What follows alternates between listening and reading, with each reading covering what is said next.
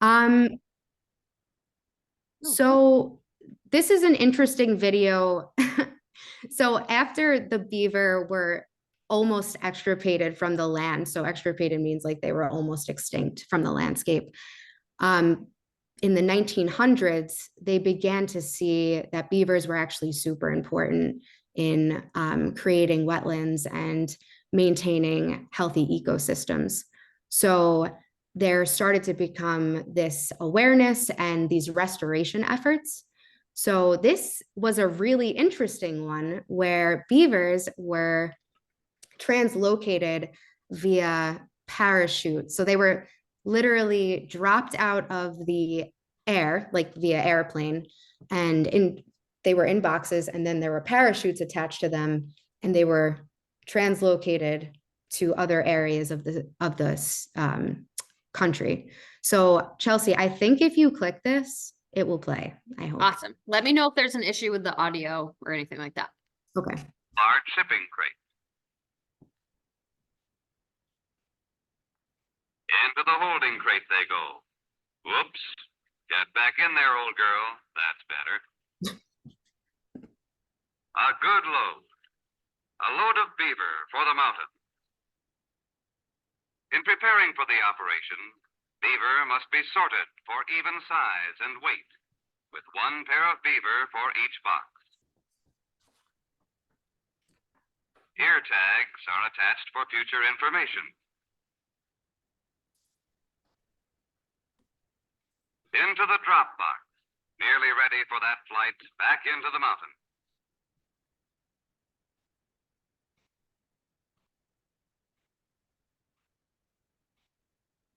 The drop crates are loaded into the airplane.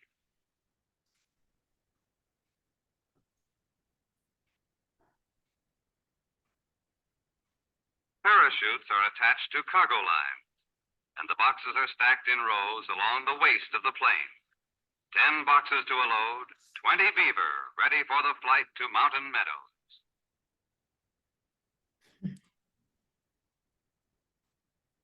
The plane makes a careful approach, ready for the drop. Now into the air and down they swing, down to the ground near a stream or a lake.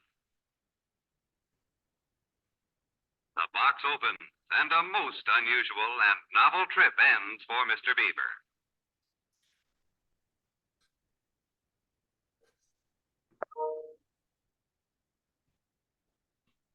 He's on his way now.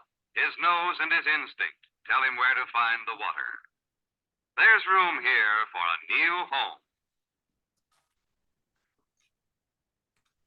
Wild.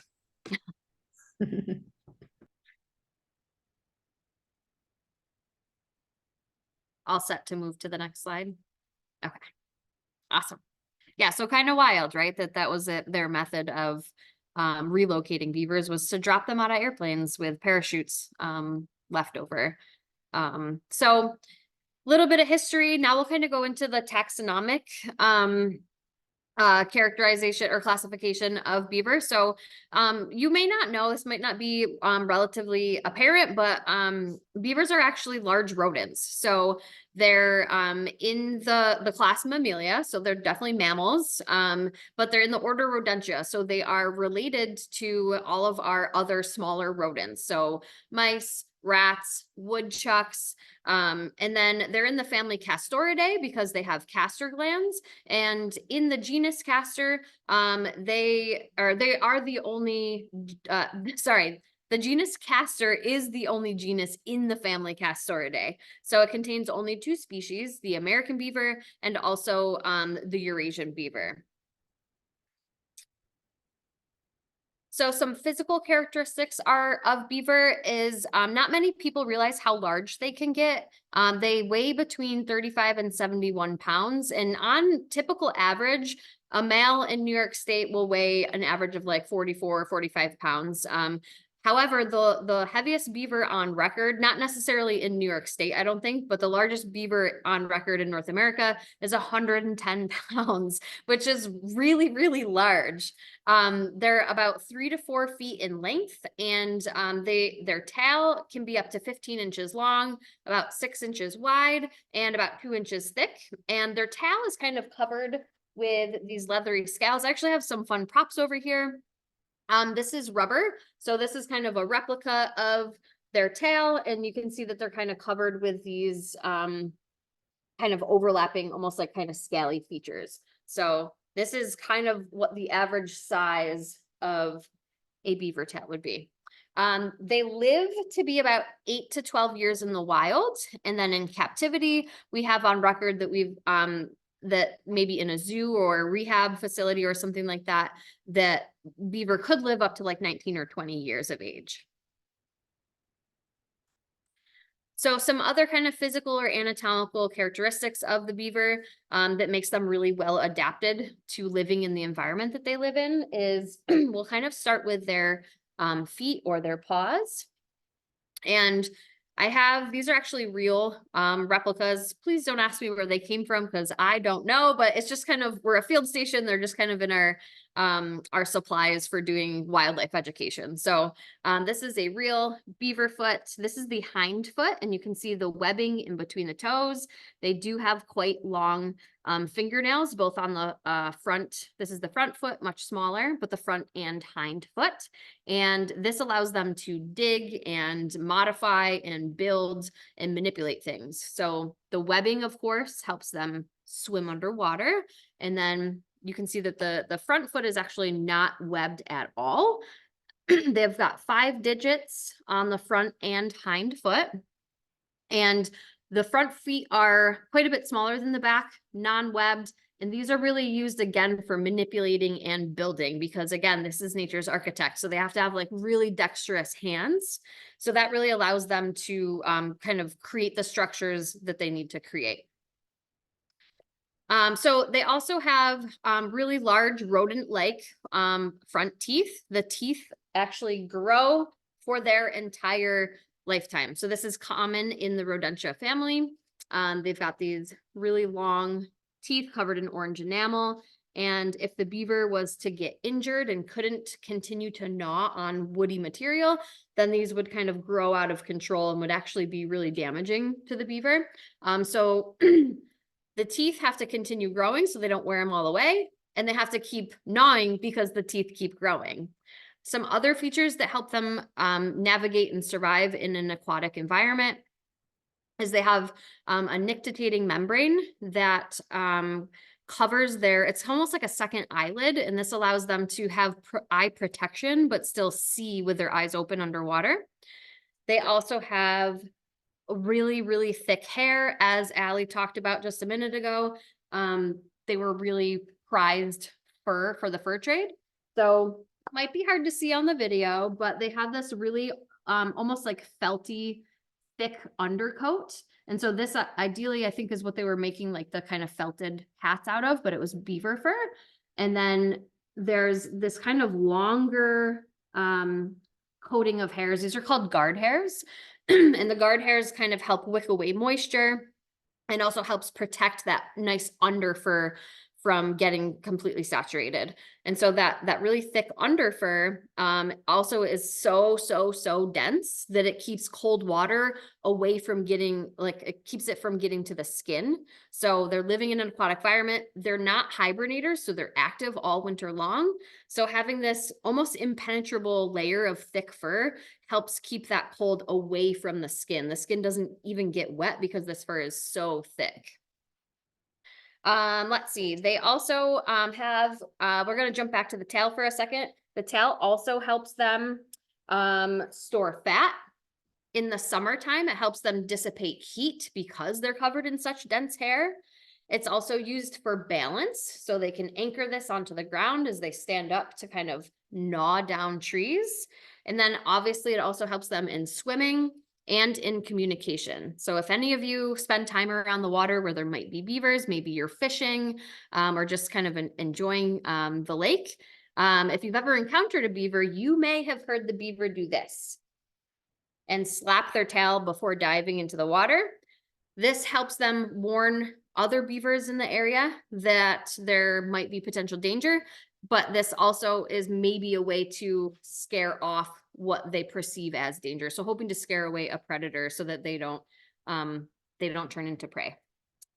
They also have internal flaps in their ears that close when they go underwater, so they don't get water in their ears.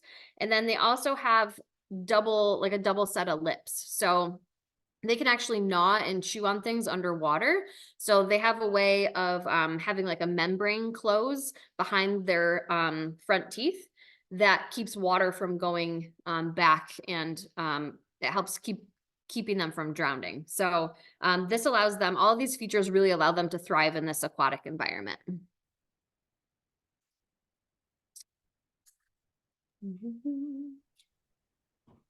Thank you. All right, so now we're going to talk about habitat and distribution. So beavers occupy a bunch of different aquatic habitats in a wide variety of ecosystems. So they live in ponds, they live in lakes, rivers, marshes, streams, and any adjacent wetland areas. And in addition, they can be found living near semi-arid like shrubland and within deserts that have a little bit of a river system. You'll also find them in human-altered agricultural lands and rangelands, as well as some urban areas. So they're really prolific. They're all over the place. As far as geographics, beavers can be found throughout most of Alaska, Canada, and the continental United States, and northern Mexico as well. But they are absent from the tundra area, northern Alaska and Canada. So they're not up there, although there is evidence that they are making their way up there. We'll talk about that in a minute. They're also absent from parts of the Midwest where it's really, really desert, arid regions. And we actually don't really find them in Florida because their dams typically get run over by alligators, which is really interesting. So these habitats are super important for beaver survival. The wetland and water bodies, they are essential for beavers' diet, which we'll talk about the diet in a little bit. But they're also, like Chelsea mentioned, really well adapted to living and moving in water. So they really need water to survive. Once the water's gone and they're on land, they are easy prey for coyotes, for wolves out west. So that's really important. Also, water helps them thermoregulate. They really need that water to help keep cool. Otherwise, they overheat, and that is just not good news for the beaver. So that's a little bit about the habitat and distribution. I think you can go on to the next thing, Chelsea. Oh, okay, yeah. So this is just a cool example of a beaver pond, beaver dam in the middle of a desert. So you can see all this green, and if you look in the background, it's really, you know, those tans, that sand. So they really can do their work almost anywhere. So I just thought that was a cool example to show. So we can go on to the next example. Thank you. So right here, this is a picture that I found. It was actually attached to an article that was talking about beaver moving even more north in Alaska. So really entering into that tundra area where there's a lot of permafrost. So in the center of this picture is actually a beaver lodge. Chelsea, I don't know if you use your mouse, are you able to like, yeah. So right in the center, that is the beaver lodge. And then south of that, so moving down, yep, right there, that's the dam. So they are creating this, you know, pool of water, this large wetland. And I'm not an expert on this. I just read an article, but what I gathered from that article is this is actually a concern for permafrost. The pooling of water can actually start to melt the permafrost that is beneath this like shrub or marshy land, and it's creating thermocast. I would have to read a lot more about it, but what I can again understand is that researchers are going out there and monitoring their behavior and really seeing if they're going to cause any potential like long-term damage. The reason the beaver are moving up into these northern areas could do with the temperature changes. So the planet getting warmer, beavers can survive, you know, in those less extreme, harsh winters up there, I suppose. So just another really interesting thing that's like happening in research that's current. Awesome. So talking about beaver behavior and social structure, they're quite social animals as far as staying in kind of tight knit family units, which I'll talk about in just a second. But beavers are actually typically active at nighttime.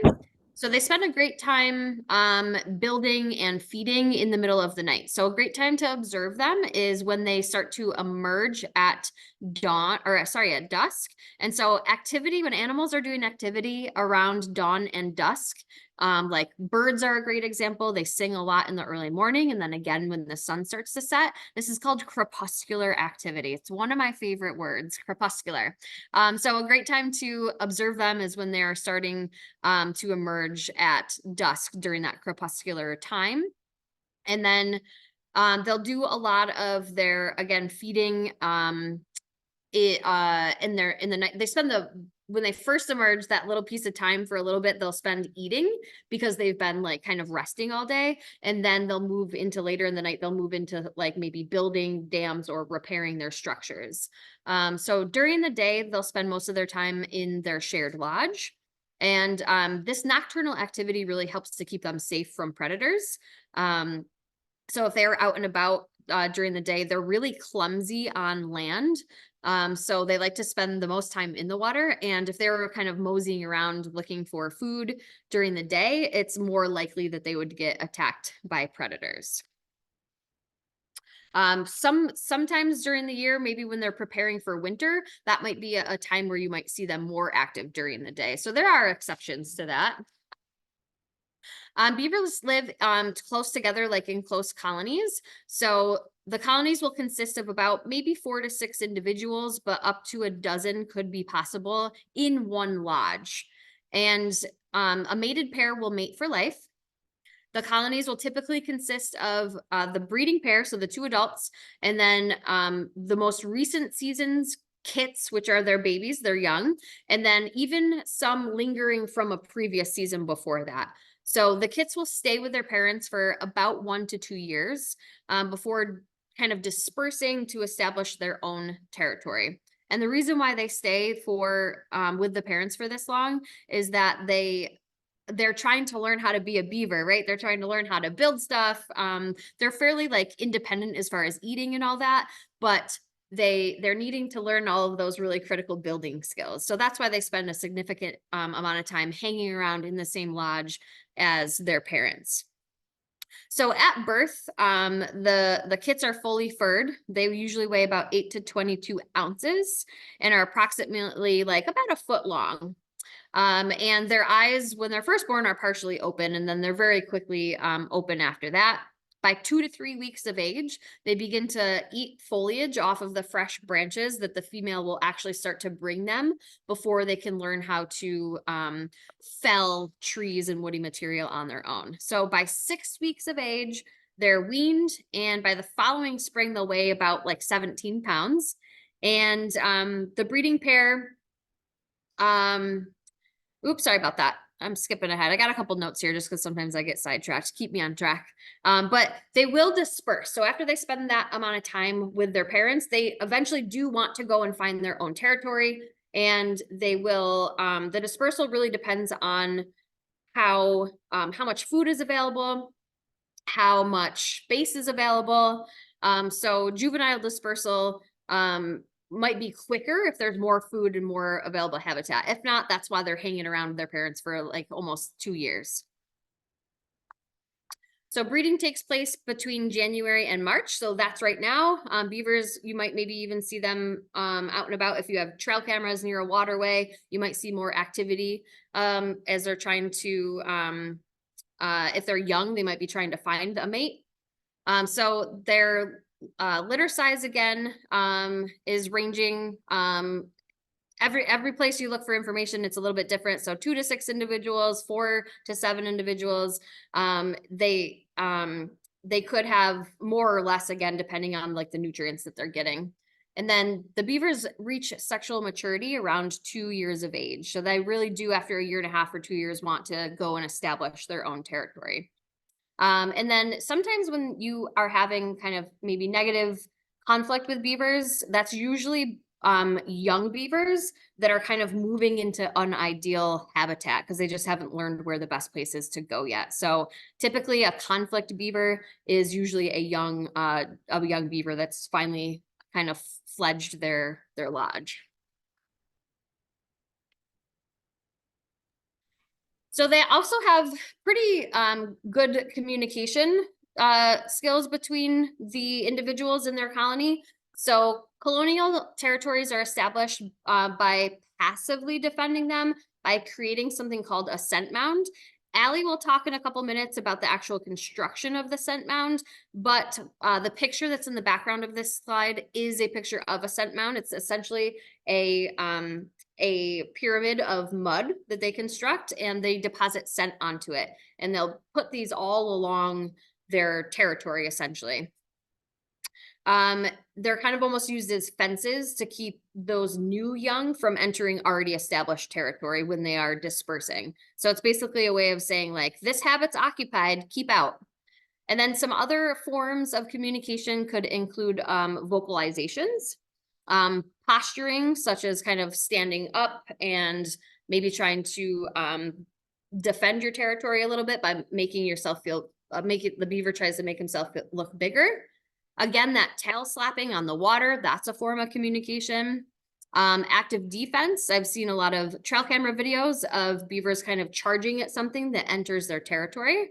And then they also practice mutual grooming. So they will groom each other. Again, they have those really dexterous front paws that they'll use. And this also might help them learn how to like practice tactile movement. So mutual grooming might be a way of the younger beaver learning how to manipulate things with their hands.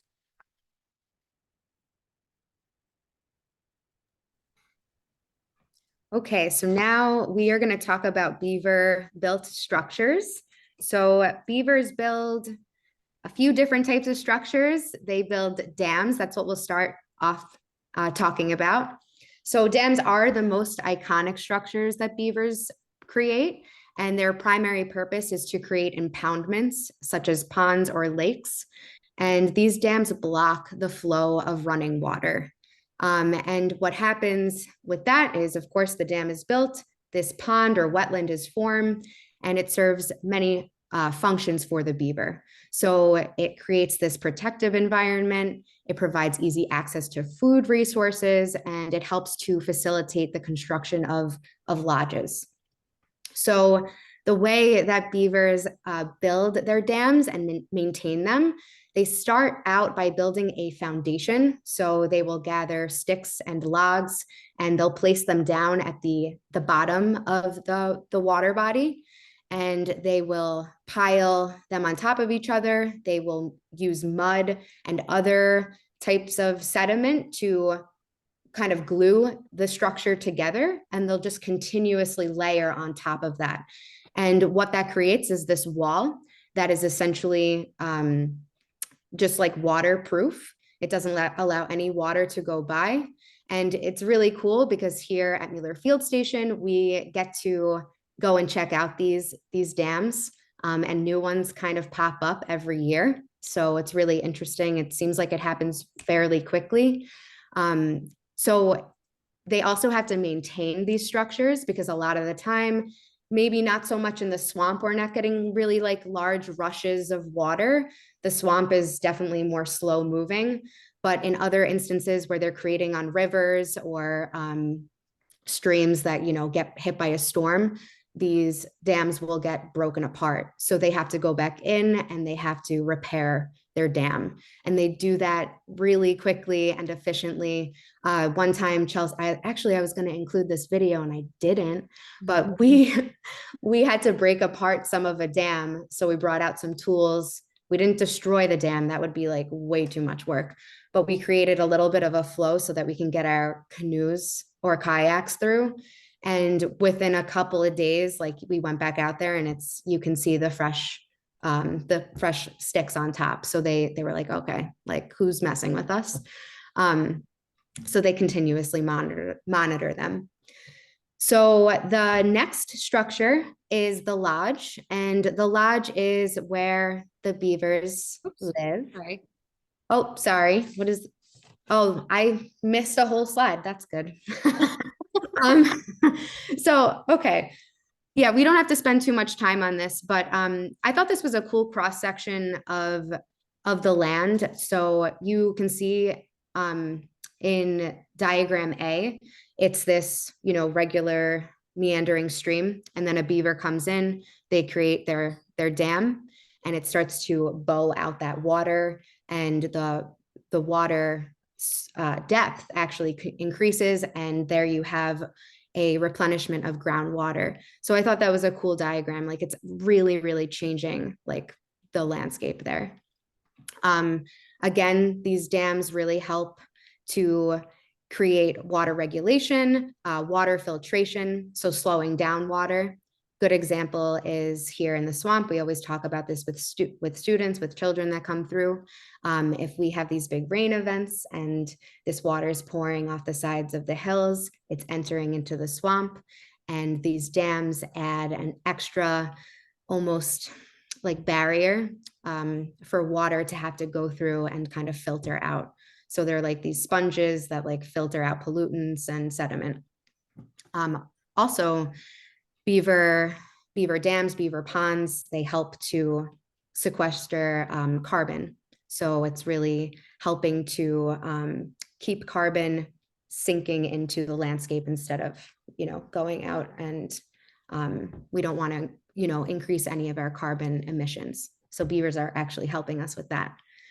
And I guess BDAs actually, just really quickly, beaver dam analogs. So a lot of wildlife biologists and managers, they're actually using these BDAs. So they're mimicking beaver dams. They're going out, they're actually using logs and sticks and mud, and they're creating beaver dams in different areas around the country. And it's really, really effective. And there's a lot of articles out there that like show the project and like the success stories. So really cool. They're little hydrologists. Yeah, next one. So the lodge looks like a big pile of sticks. Chelsea and I go and explore lodges, when we get the chance. We put a camera on it to see who's hanging out. Weirdly, we've never caught a beaver on trail camera. We've caught every other species, including snakes. You can actually see a snake in that top photo. But these lodges are the living quarters for beaver families, and they provide shelter. There's actually a chamber within that lodge. And the way that they construct this, I mean, it's pretty messy, right? But like it works. They basically, again, pile sticks on top of each other. They have those really nice claws for digging out a chamber. And the lodge actually sits above water level, but there are underwater entrances to access the lodge. So if we go to the next slide, we have a little demo. So I think if you click play, it will do it. Oh, didn't realize this was a video. Yeah, I created this little video. So this is very amateur, but it's fine. So this is the nesting / I guess you can call it a sleeping chamber. So there's a little beaver hanging out in there. Typically there's an underwater entrance. Sometimes there's two. And then there's ventilation shafts at the top so that there's like some airflow happening in there. This is where they'll raise their kits, and they'll spend their time during the winter. It's definitely warmer in their lodge. So that's what I got for lodge. Sorry, there's like a delay in pushing. There we go. That's okay. So Chelsea mentioned scent mounds. This is another thing that we see all the time here along the channel trail that we have. So beavers, what they're doing with this, again, they're communicating, and they are essentially just taking mud and debris from whatever water body they're in. They take it with their like little paws and they place it down and they start creating this mound. And what they do is they mark it with castoreum. So we didn't really talk a lot about castor, did we? No, I didn't want to say too much since I knew that there was a revisit of scent mounds. So yeah, go ahead and tell them all about it. Okay, yeah, and if you want to add anything, right ahead. So castoreum is a oily substance that's produced in like one of their castor glands. So it's like right by their anal glands. And this is produced by males and females. It's really interesting. Beaver, they don't have external reproductive parts. Actually, everything's inside. They have a cloaca, which is really interesting. But both male and female, they produce castoreum. And I could be completely wrong with this, but like I think the female castoreum, this is kind of gross, but the female castoreum has a cheese scent. That's what somebody wrote that. I've never smelled it. And then the male has more of like this musty, like almost like cologne, like burning rubber smell. And we use that here as like a scent lure in front of our trail cameras. But anyway, I'm going off topic. They take this castoreum and they deposit it on top of the scent mound. And that is in addition to their communication, they're marking their territory. So Facebook for beavers, TikTok for beavers, whatever you want to call it. These scent mounds can get pretty big, and we see them a lot here, and it's just always fun to see because a lot of the time we're seeing tracks as well. We're seeing those big webbed tracks next to them.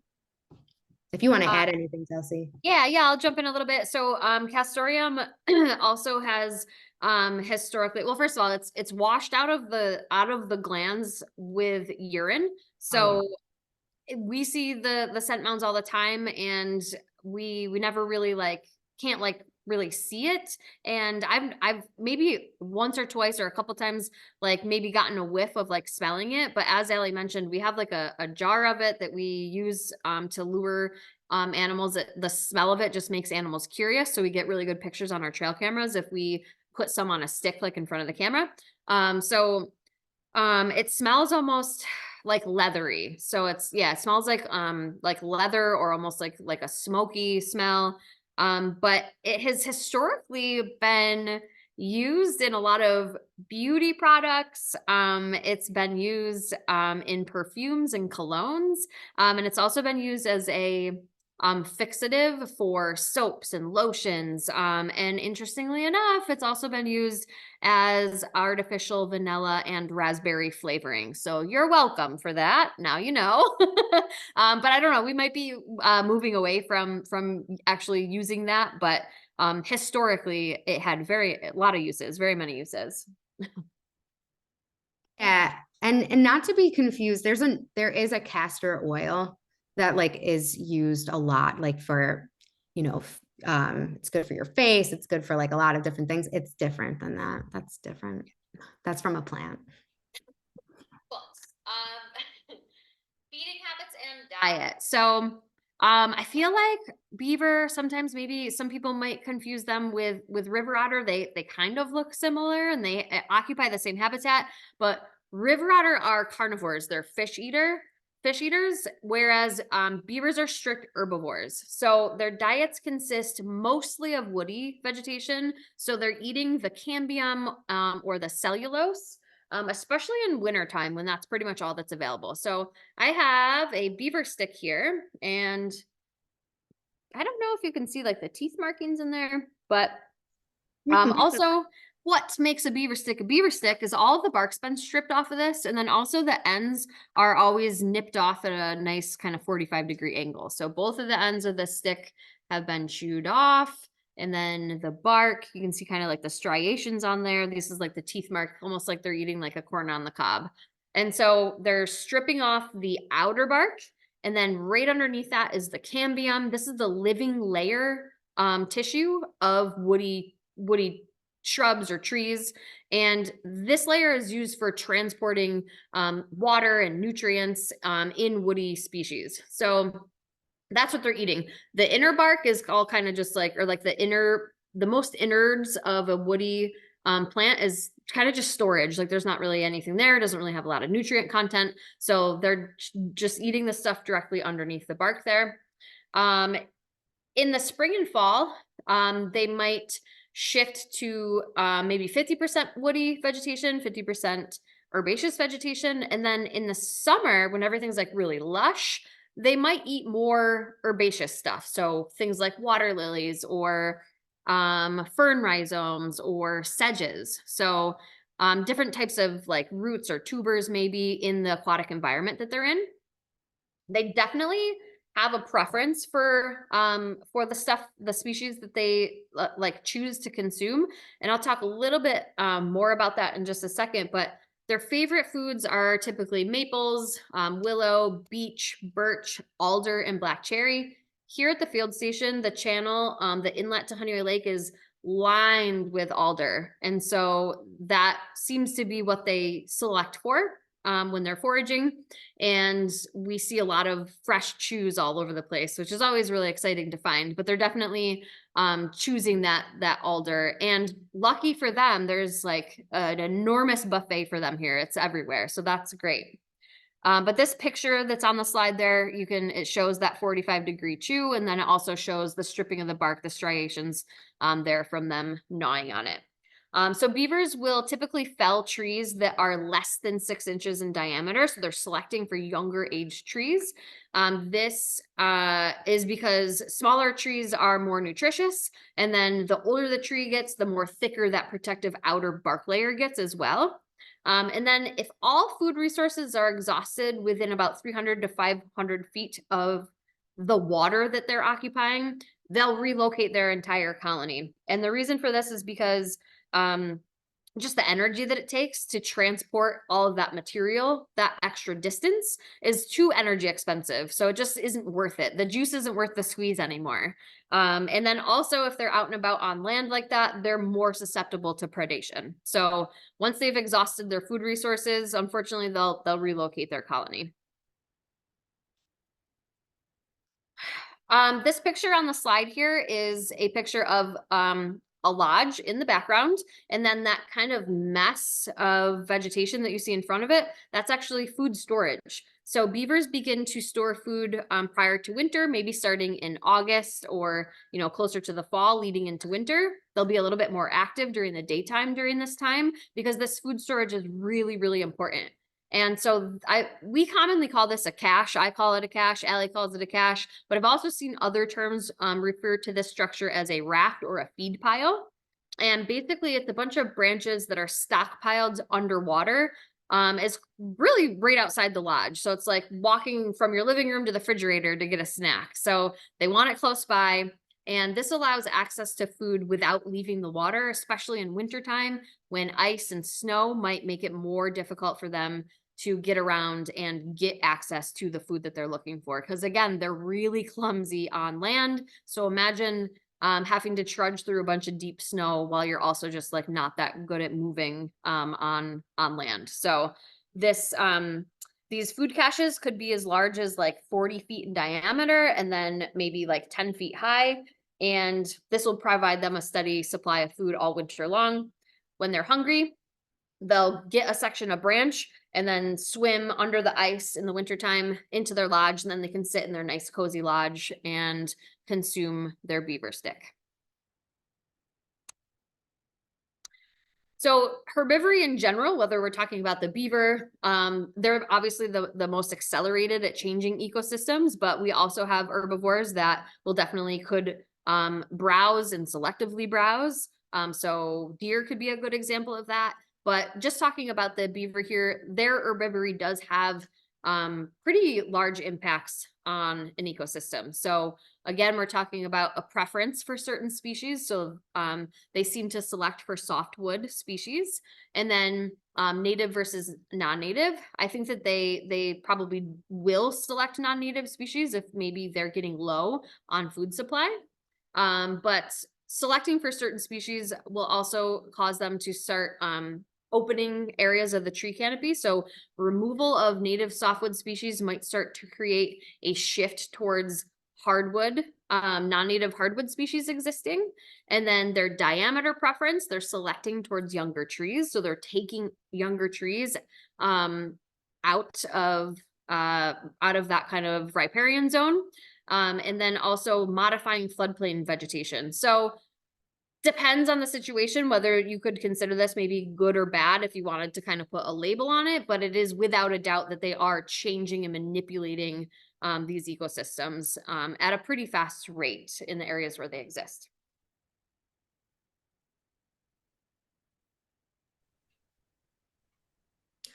Okay, so Chelsea, just so you know, we're at 46 minutes. Okay.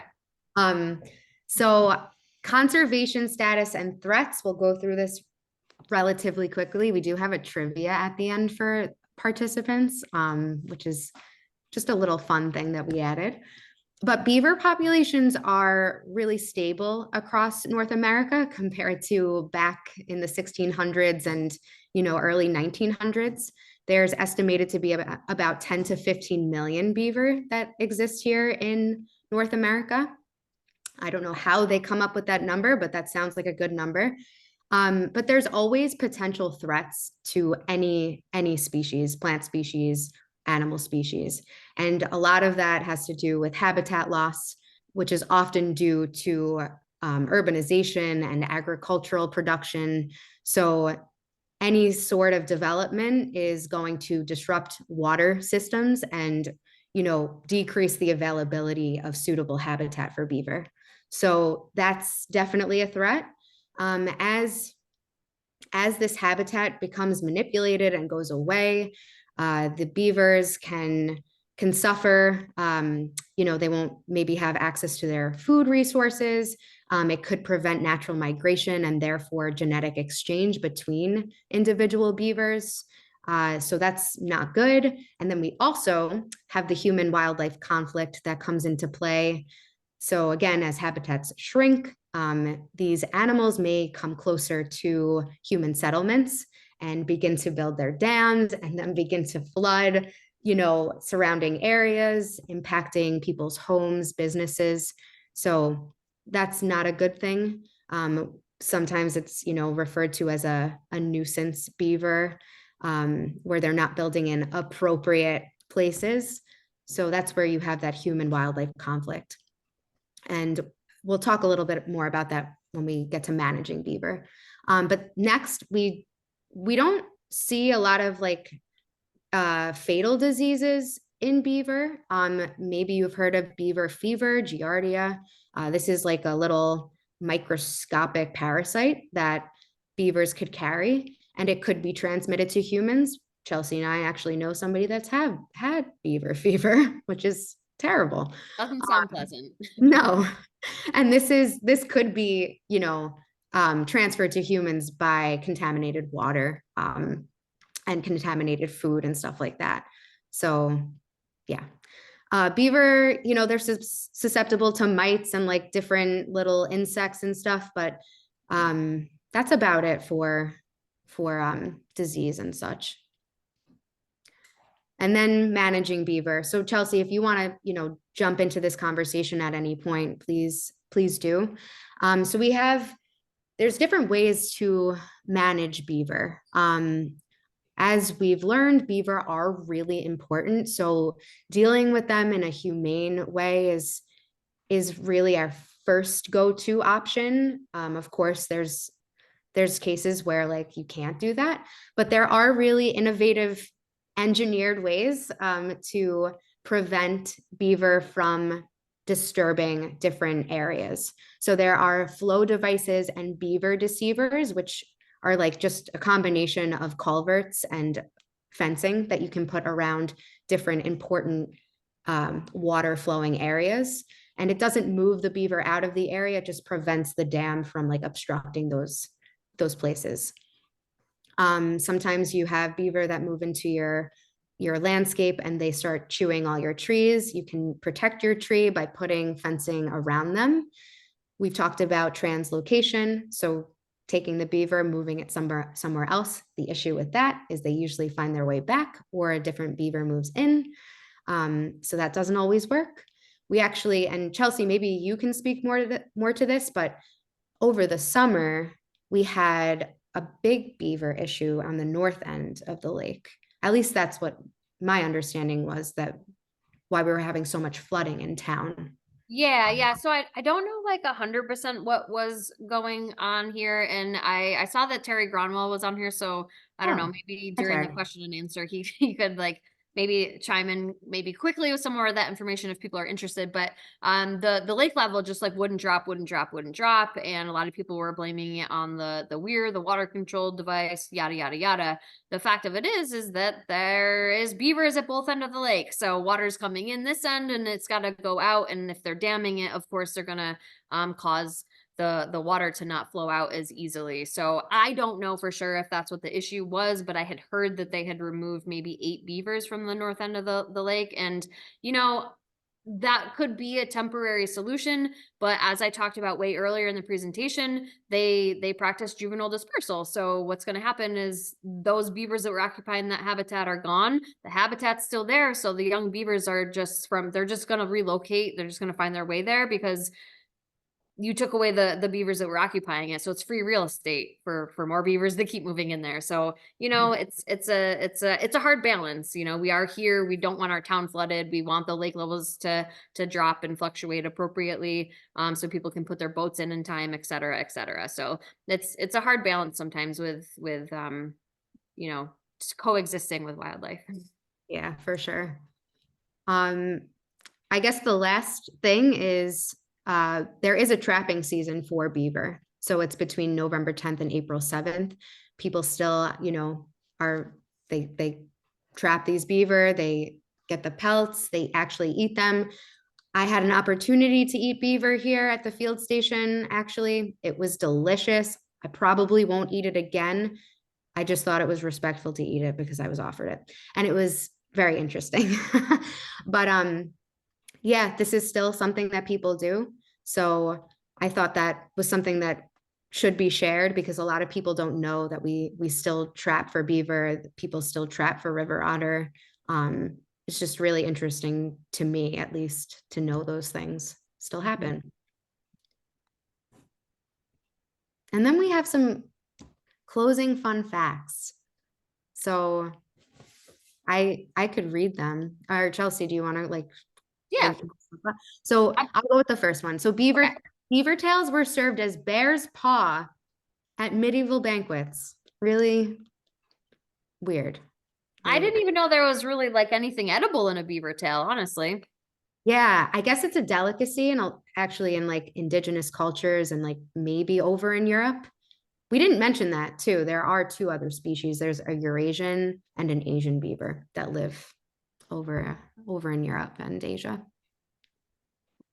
Castoreum, sorry, my little box of people is in the way of me reading this.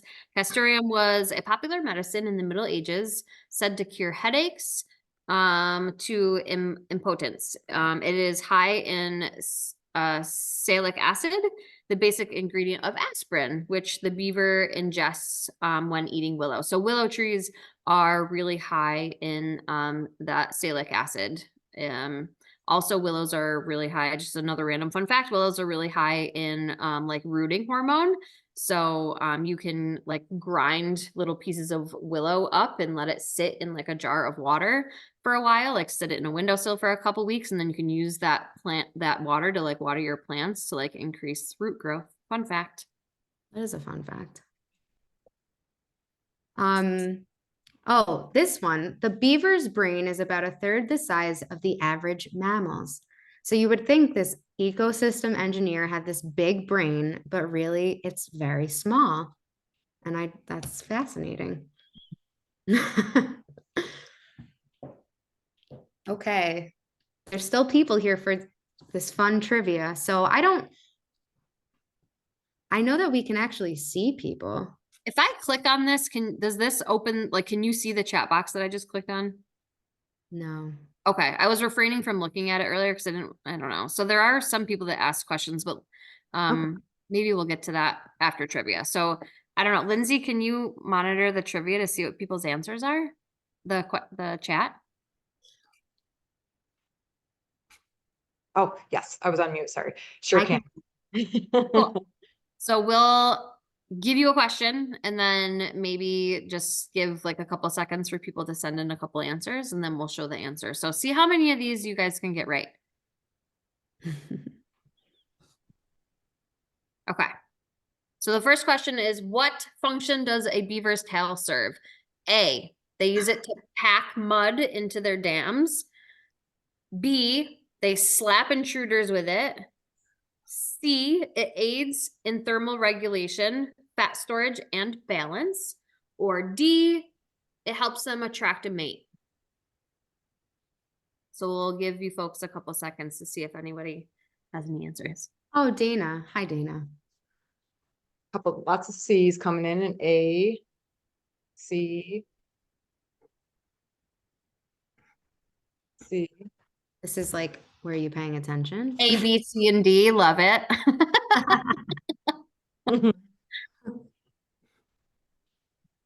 I see a lot of C's.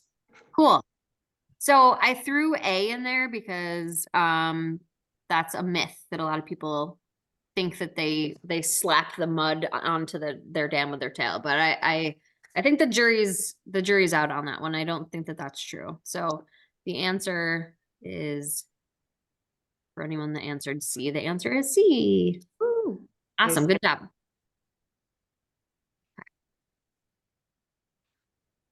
What is the largest rodent in the world?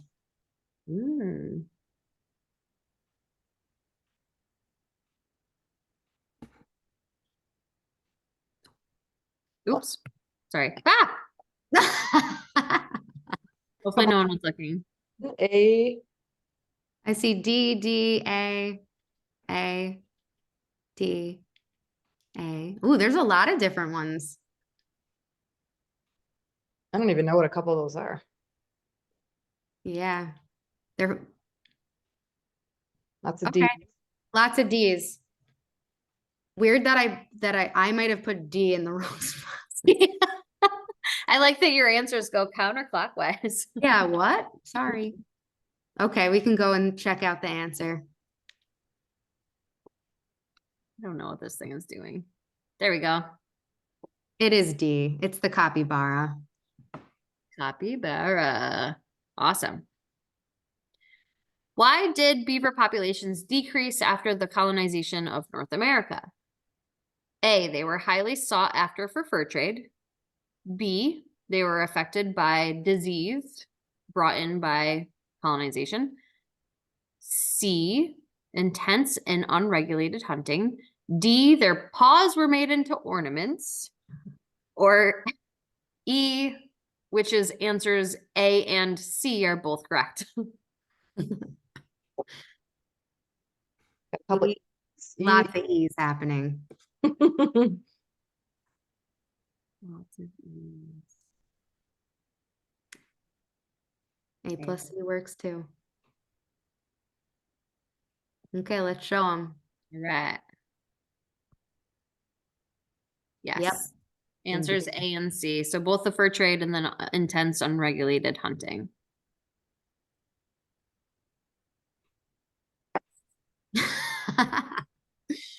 Nobody should get this one wrong. True or false? To reestablish beaver populations, beaver were attached to parachutes and dropped out of airplanes. True. I like these little check marks that people are putting up there. I didn't know you could do that. Yeah, that's cool. Lindsay. Lindsay McMillan. Did you see it?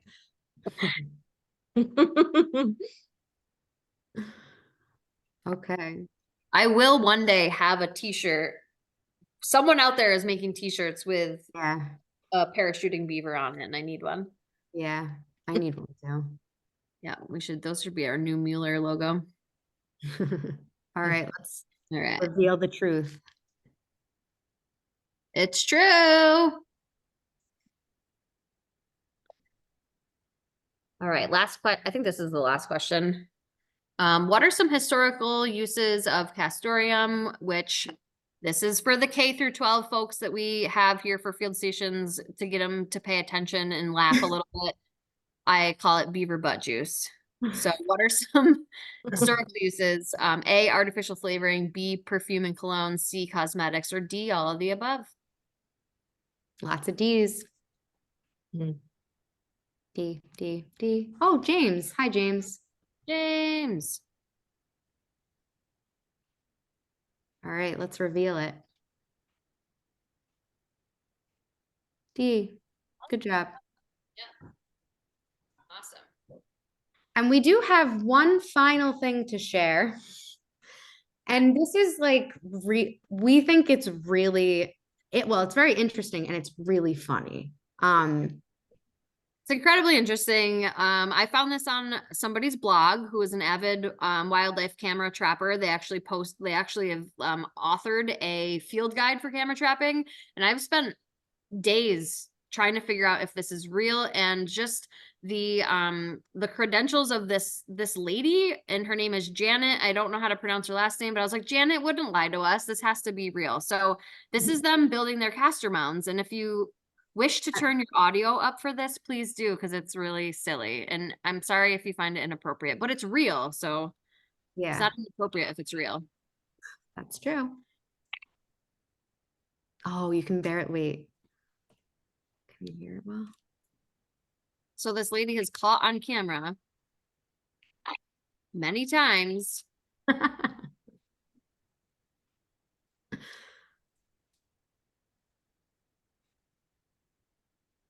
the Oh, beaver depositing castoreum. we can't really hear it, or I Oh, you can't. can't? No, but we can share this actually as a link in the chat if anybody wants to hear it. Because it's, dang it, of course. Well, this lady's caught on her camera when it's depositing the castoreum. It sounds like a fart, and it's hilarious and probably inappropriate, but it's real. Like this is real footage with real audio. So Yeah. So that's, yeah, this is the end of our presentation. And I think, I mean, it's 7:45. I know that we're a little bit over. But if there's, Lindsay, do we have time for like a few questions? Sure, whoever wants to stay on for that, yeah, that'd be awesome. I know there was one at the beginning. Let me see if I can get it back up. Someone that had to, I don't know if it's more of a comment. One second, it says, I'm concerned about an disequilibrium of beaver in a small lake community, taking down significant numbers of mature trees and also impinging flow resulting in flooding or drought areas. Well, Let's see. And it says, remember, Tierra del Fuego, 1946, they imported 20 Northern American beaver, now have 20K, 90% of waterways have been affected and rerouted, creating a devastated landscape with annihilation of their primitive forests. We have more than 60 on our 2-mile lake. How do we both value their positive impact while limiting the damage caused where there are no predators? You kind of answer some of these questions throughout your presentation. I don't know if you have any further comments about that. But if other folks want to put any questions into the chat box, we can try to get those as well. What do you think? I don't know, Chelsea, do you want to take a stab at that? Like, I'm not I don't know. yeah, That's a lot of beaver. yeah. I mean, it could come to a point where if you're talking to your local entity, again, I can't really pinpoint where this person might be or where they're referring to. But you know, it might be worth a call to your local department. Here it's the DEC. If you're in New York State, if you're local, it'd be the DEC. But if you're, for whatever reason, if you're in another state, it might be like the Department of Natural Resources. But whatever your state entity is, it might be worth a call with them to figure out how to actively manage them. You know, maybe if you're having a lot of wildlife conflict, that's kind of the best way to solve it, is to kind of turn to the wildlife managers in your area. Otherwise, yeah, that's tough, right? That's a tough kind of human wildlife conflict issue. So that's my best suggestion. Yeah. Thanks, Chelsea. a good Any suggestion. other questions, folks? I mean, you can feel free, we have a smaller group now, so you can feel free to unmute as well if you have a couple of quick questions before everybody heads out. Give you a minute. This is Lindsay McMillan. I just have a comment more than a question. First off, thank you, Chelsea and Allie. Great presentation as always, really informative. Just the comment I wanted to make is that, you know, many years ago when I was a student at Finger Lakes Community College, I had a great experience of being able to go to the Muller Field Station and do a channel paddle. And we came across around like dusk one of the beaver dams that was in the channel there. And it was just like a really wonderful, magical experience. So I know you guys often will host public workshops, channel paddles, hikes and things on your property there at Muller Field Station. So just wanted to make the group aware of that. And if you guys, I see here you've got your Facebook and your Instagram. I would really encourage folks on this call to follow the work of the Muller Field Station, because there's some really great opportunities to experience this wildlife by a visit there. So more of a comment than a question, but thank you guys. Thank you, Lindsay. That's awesome to say, because we do have so many things happening here, and we will have regular channel paddles that you're able to sign up for starting in like late April, and they continue into like late October. So that's one of the offerings. Most of the things that we do here are free. So those monthly speaker series that I talk on the wild side, that's free. That happens every month. The channel paddles, like I just said, we have Chelsea just led a winter ID workshop with the director, Maura. That was really well attended and people really enjoyed that. So if you want to stay up to date with what's happening here, you can follow us on Facebook, on Instagram. You can go on our website, and you can also sign up for our monthly newsletter. We also, we're kind of following because we're affiliated with the college, we're following the semester. So, up until like mid-May, we're doing walks around the property and just observing. We'll do the same loop every Friday morning from 9 to 10, and anybody is welcome to come to those. Usually me and Allie and the director Maura are kind of all in attendance for the most part. And we invite a special guest every week. So we have been inviting other people from the college to come, because a lot of people at the college, there's people that worked at the college for like 25 years and they've never been here before. So we're like forcing people to come down here and like hang out with us. So every week there's a different person. Actually, Allie this week is Alina Robarge from Ontario County Soil and Water. Yeah, she's coming tomorrow morning. So and not affiliated. Nice. What's that? I said it's supposed to be nice out tomorrow morning. Yes. So not affiliated with the college, but we do network with Alina a lot for lots of stuff, just like the CLWA. So yeah, that's another opportunity to come. If you come down here for anything, we're bound to run into beaver sign. So yeah. Well, not so much any other questions came in, but I think you guys did a fabulous job covering all the main points of Beaver. I know I learned a ton, lots of people just saying thank you and just wonderful presentation.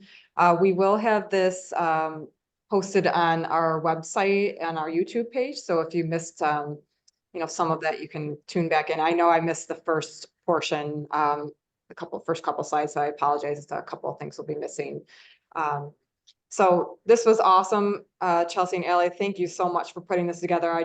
We just love you all and what you do down at Muller, and it just everything about it is awesome. So we definitely encourage you to check it out. And we're just so excited to be partners and working with you. So we will definitely be asking you to do another one of these. I know a lot of our members and people love the Zooms, especially we have a lot of people that go south or warmer areas this time of year. So they love this stuff to tune in and just learn a little bit more about our amazing area and ecosystem just in general. So thank you so much for your time tonight, and for all of you for joining us and tuning in. We appreciate it on this nice February evening. And anything else from you, Allie and Chelsea, before we sign off? No, thank you so much. Guys. Thank you so thank much. you. Everybody enjoy the rest of your evening. Yeah. Take Thank care. you. Thank you. Thank you.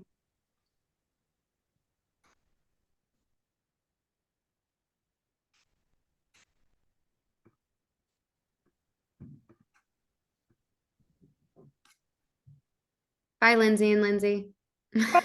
Thank you so much. We will definitely look forward to seeing you hopefully very soon.